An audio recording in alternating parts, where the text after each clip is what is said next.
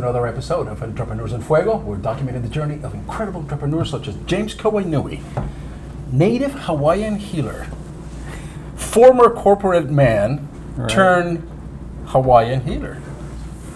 It was always in there. You were always a healer. I wouldn't say that I was always a healer, but it was always in there, and it just had been sitting, incubating for 40 years before it came out. You,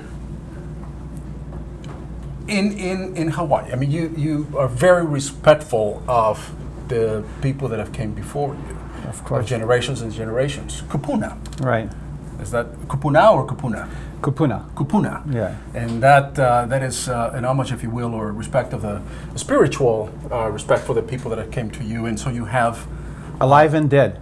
Okay. Alive and dead. Yeah. So your kupuna are the old people in Hawaii that hold the lineage and the knowledge. And your kupuna are also your ancestors. As a healer, do you immediately see on people an aura, or do you see something that is hurting them that you can see, that you can heal, that you can fix, that you can help cure? That's an interesting question because it's a matter of integrity. You might see things in people, but unless you actually have permission from them to work on them or with them, it's out of integrity to say, I can do this for you, or walk up to somebody and say, I see this in you. So when people come, or when I meet people, if there's something that's there, and if there's something that's really apparent, and if there's something that I'm guided to do, then I'll stop and I'll talk to somebody. Sometimes I just say hi. Sometimes I just shake their hand. Sometimes I just rub their shoulders, and then I walk away, and that's it. And that's all that needs to be done. And other times there's a conversation, you know. So it all depends. But to just inadvertently or without permission do that is for me, the way that I was taught is out of integrity. Somebody has to open the door and invite you in so that you can essentially perform your service. Let's put it this way, I don't heal you. So the way that I look at myself is I'm the bus driver. I take you to the different places and you choose what you want to do, because about the process of healing is you taking responsibility for your life, for the things that you've created, and then taking the steps to make the changes. So I don't do any of that. That's part of what you do. What else is that encompass your services? Not just the personal healing. What else is that you do? One of the things that I've been driving or being pushed to do in the last 4 or 5 years is to teach more. So I'm doing a little bit more workshops now. I'm scheduling things. I actually have a workshop this afternoon and a workshop tomorrow that I'm doing, and more coming up. So doing a little bit of teaching. I do other things as well. One of the things I do, which is kind of interesting, is I actually clear houses and spaces and land of energies. And which I was going to ask you, is that something tantamount to feng shui? Not like feng shui. Feng shui is taking energy and aligning the energy inside of a space. All right. So what I'm looking at is as an example, I did a land clearing for a man up in Pinnacle Peak last year. He had this piece of property that he had a house on. The house basically fell apart. He had to bulldoze it down. He wanted to sell it, but there was energy that was holding the land from being sold. Basically, nobody could see it. And so I went out there with him in an afternoon, and we started working on clearing his property. And it was a really interesting thing happened as we were doing that.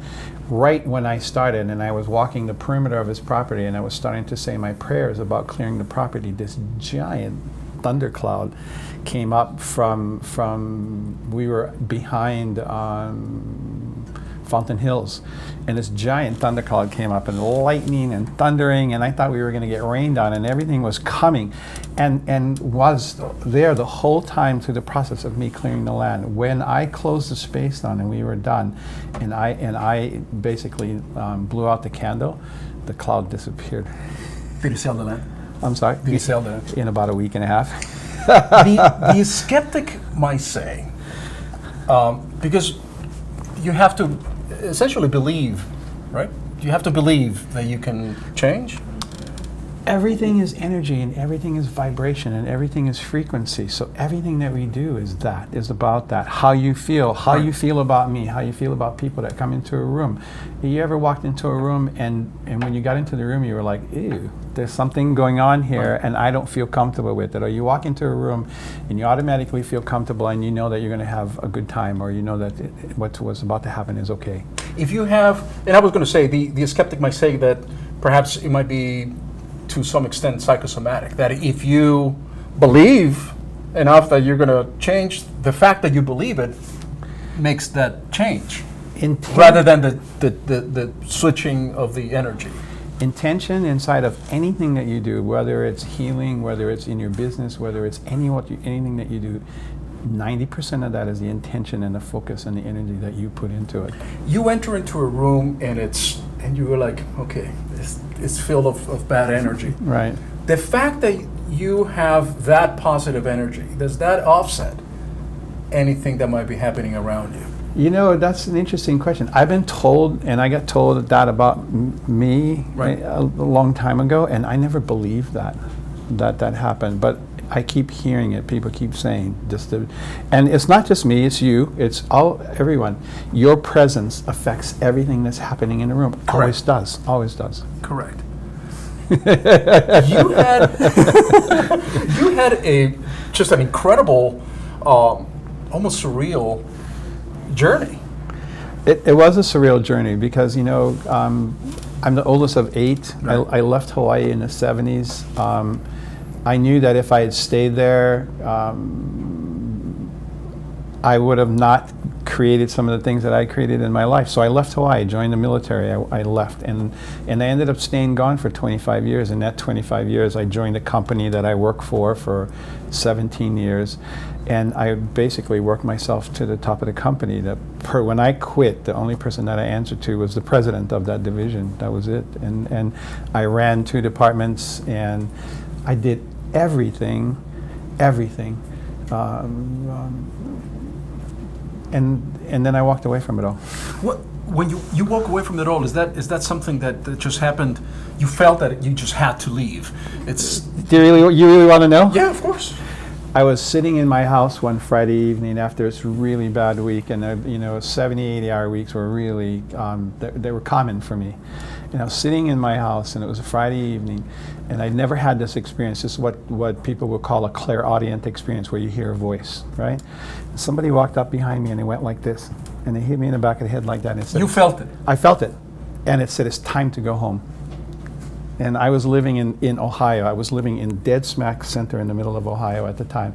And I look at my wife, she's my ex-wife now. I looked at her and I said, what the F are we doing here? And she said, I don't know. And I went and I picked up the phone, I called my sister and I said, who's living at the beach house? And she said, nobody. I said, I'm coming home. And I walked into my boss's office the very next day and I quit my job. I sold everything that I had. I moved back to Hawaii and I lived in a space that's half the size of the room that we're in. Which is probably a good, maybe 400. 20 by 20. It was about 20 by 20. Yeah, and the walls came up to here. The rest of it was screen, and it was screened all the way around. But the ocean was the building that's right there across the street. Did that action contribute to your spiritual transformation? Is that when you pretty much said, I did that for 3 years. Yeah. And in those 3 years, it was the practice of letting go. It was my first practice in what I call surrender. So it was surrendering to what was happening, surrendering to the listening of the guidance, surrendering to going to all the places that we needed to. In lieu of selling everything and going to a beach for 3 years, what do we need to do to surrender? Very quickly. What do we need to do to surrender? Believe in yourself. Believe in yourself. Work on creating spaces in your life where you can drop the stress, because we all have stress. It's one of the things I'm finding out. Nobody wants to talk about stress, but we're all carrying it, and it affects us every day. So working on that meditation, we should all have a spiritual practice, even if it's 5 minutes. 5 minutes where you quiet your mind and all you do is go inside and you thank God, if that's who you talk to, or the high spirit, universal source, whatever it is, you thank that person or that energy, and you say, I am grateful to be here and to create the space where I can see everything in front of me. That's beautiful, James. That's beautiful, James. Be aware of your awareness. Be aware of your awareness. Pretty much. Be present. we're going to do this? Oh yeah, Saka. With that, we're out.